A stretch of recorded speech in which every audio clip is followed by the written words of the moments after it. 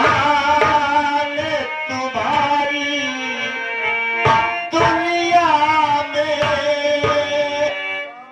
सच्चाई मारा जाता है।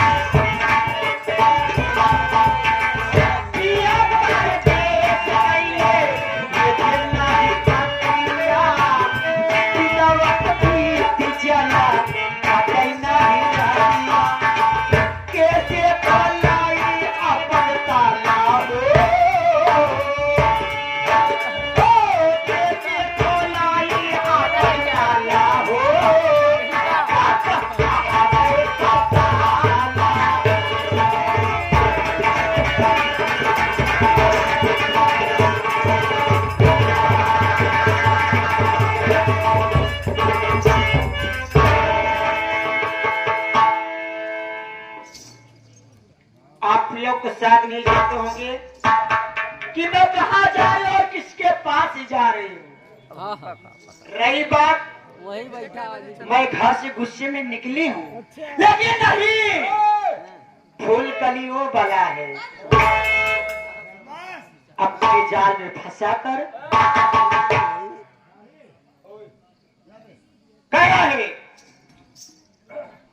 उदय भान ने मेरे परिवार के साथ अच्छा नहीं किया। उसने मेरा परिवार उजाड़ डाला और मेरे घर को बर्बाद कर दिया। मेरे भतीजा को जान से मार डाला और मेरी भाभी माँ को पागल कर दिया। लेकिन ठीक है, आ जाएगा उदय भान, लेकिन नहीं, मैं उससे गुस्से में बात नहीं करूंगी। आज अगर वो आएगा तो मैं उससे मीठी मीठी बातें करूंगी और बातें करने के बाद जब मेरे प्यार में एकदम पागल हो जाएगा तो मैं उससे शादी की बात करूंगी। और जब शादी की बात करूंगी, शादी करने के बाद मैं दुल्हन बनकर उसके घर में जाऊंगी। जब दुल्हन बनकर उसके घर में जाऊंगी तो उदय भनवा क्या सोचेगा कि मेरी फूल कली आई है, मुझे सुबह शाम नाश्ता खिलाएगी और कराएगी, खाना खिलाएगी। लेकिन नहीं, फूल कली तुझे खाना नहीं, तुझे खाना नहीं बल्कि तुझे सल्फात खिलाएगी। आराम खोर, आज तेरा मैं बैठकर इंतजार करूंगी और आप अपने प्रेम के जाल में तुझे फंसाऊंगी। चल करके इंतजार कर, साथ हो आता ही होगा।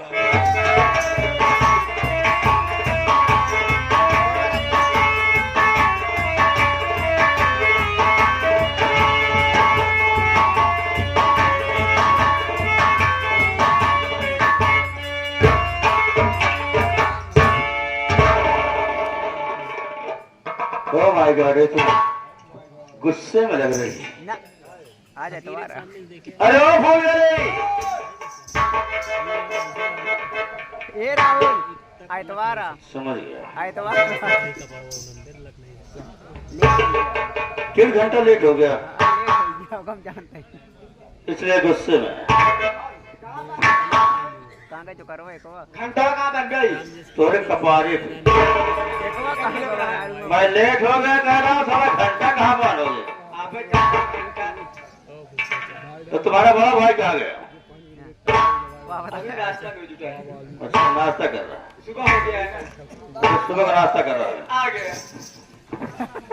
कहाँ चले जाते हो? तुम्हारा भाई कह रहा है नाश्ता कराओ, गरम गरम हलवा बहुत खाता है।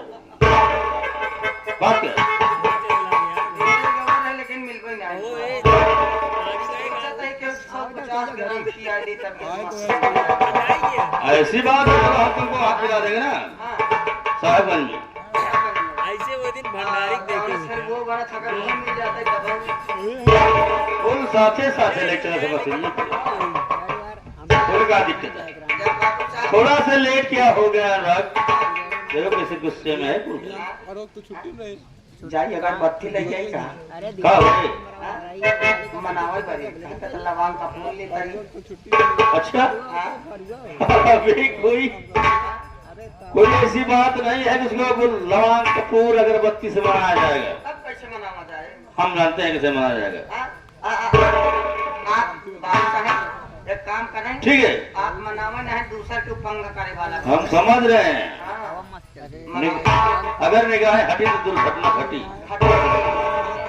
आप मनावा लगा रही आपके पाछे की तेरे पास चला गया, आए आगे सला के देखा कहता है। शायद बात ही है ना, अगवा से लागे तनी डर लगा था। क्यों? सामने सब दिखा रहा था, अब पाछे से रहा था, आप आगे से मनाए थे, हम पाछे से नहीं है। अगरबत्ती खोसबई तरह मतलब अगरबत्ती खोसे में खड़ा। चलो कोई बात नहीं। अरे वो फूल गली, देखा अब देखिए अरे वो फूलमती फूलमती नहीं कर लेता हम सर, फूल कली में कह रहा हूँ। हाँ, बात सुनो,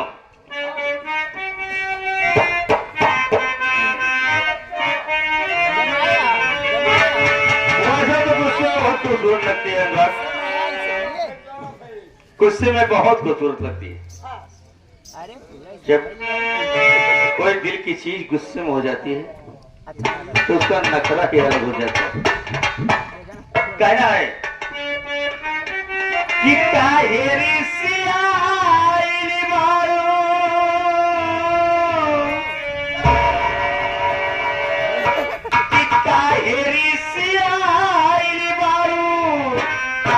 जानी ले बुकाओ। क्या बात है? तो हार जानना चाहिए ठंडी ठंडी में हवा तो चाहिए। आय आय आय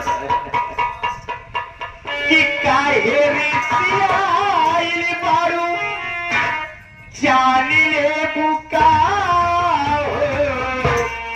सुनवा के सगरी पुकार ले।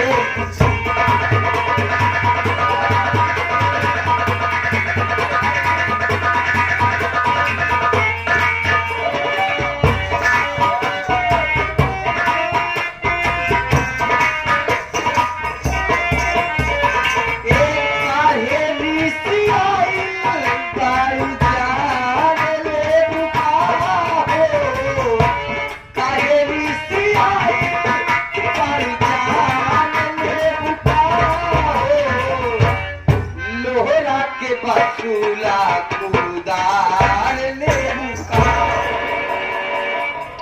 यही मैं कह रहा हूँ, यही मैं कह रहा हूँ।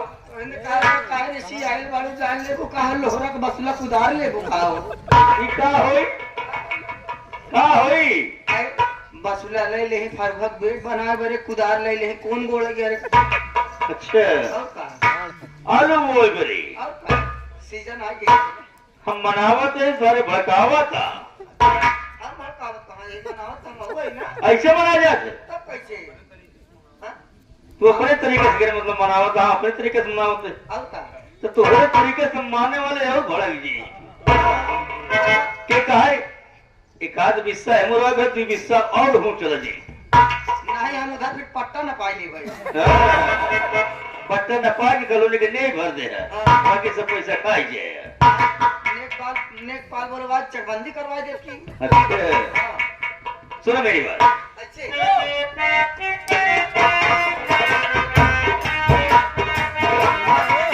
ये हमारे जान आने धाने सोना रानी तो के गढ़ी पे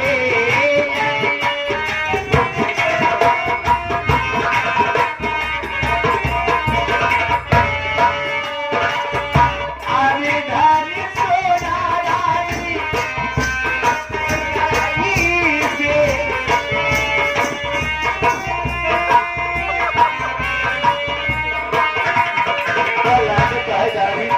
सीजन भीतर भीतर लग रही है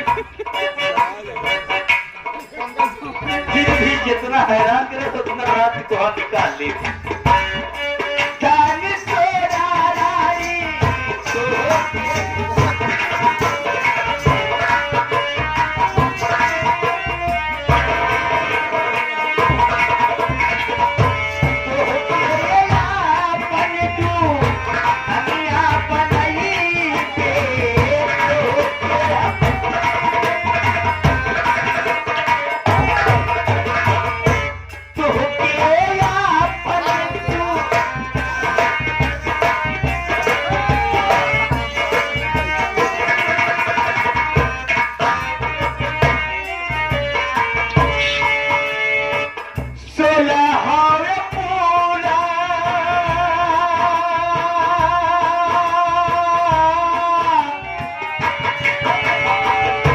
सुलह पूरा सिंगार